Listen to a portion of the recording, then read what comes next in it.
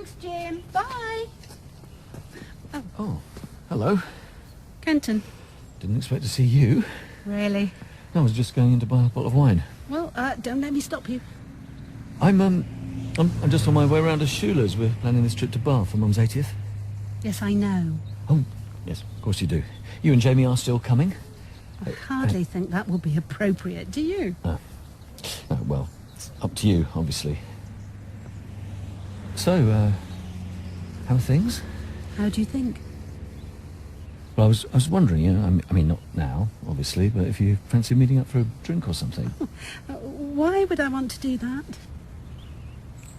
Well, I just thought, you know, if you want to talk about things... Oh, no, I don't want to talk about things. I don't want to talk to you about anything. Right. What I do want is for you to go round to April Cottage and remove the rest of your belongings. What? Today? I shall be out this afternoon, so will Jamie. Well, it's not actually... If they're not gone today, then they're going out with the rubbish. Oh. Okay. If that's the way you feel. Yep, it is. Right, well, probably for the best. I mean, you're right. I guess it might be time to call it a day and move on. Oh, don't be such a sanctimonious git. What? You've already moved on, haven't you? In what way? In a sleeping with your customers at Jack's way. What? I know all about it, Kenton.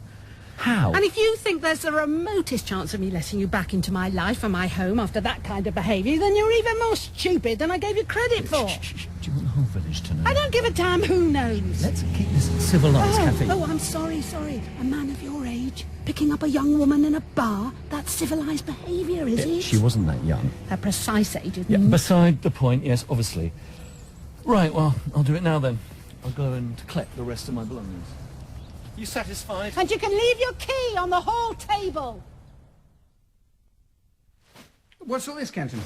Have you been to a boot sale? My worldly goods. What? Kathy has thrown me out.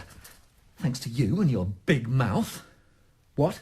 You are the only person who knew. Knew what? About me and Holly. Oh, that. Yes, that. How could you, Nigel? Hang on. Are you saying Kathy found out about you and Holly? Oh, don't play the innocent with me. I didn't tell her. Oh, really? Honestly, I never said a word.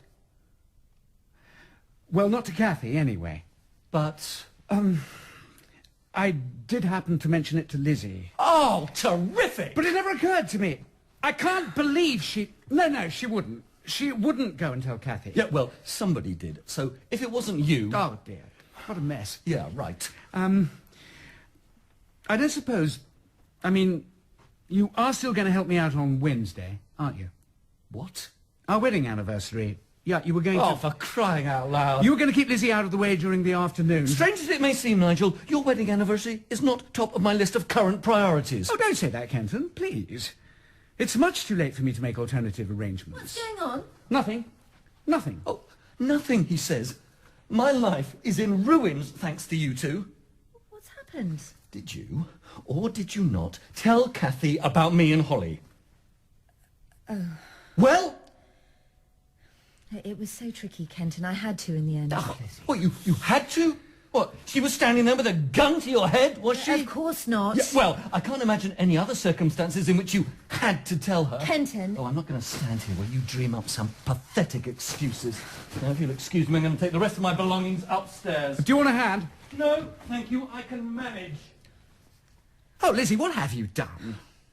Look, I had to tell her. No, you didn't. Nigel... I told you in absolute confidence. I never dreamed you'd pass it on to Kathy. I got cornered. Kathy came over on Friday. I was going to tell you. She asked if she could have a word, and I could see what was coming, but I couldn't very well say no. But Lizzie... No, she was at her wit's end with Jamie.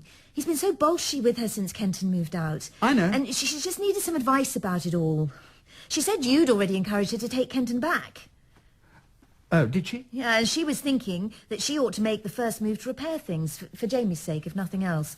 And then she started blaming herself.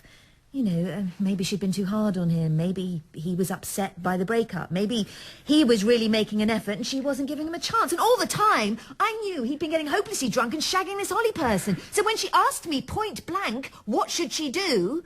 I mean, what was I supposed to say? Yeah, difficult. It was impossible. I couldn't lie to her face, could I? I suppose not. No, I couldn't. But this has put me in a very awkward situation with Kenton. We're both in a very awkward situation, as long as he's living here. He's never going to trust me again, is he?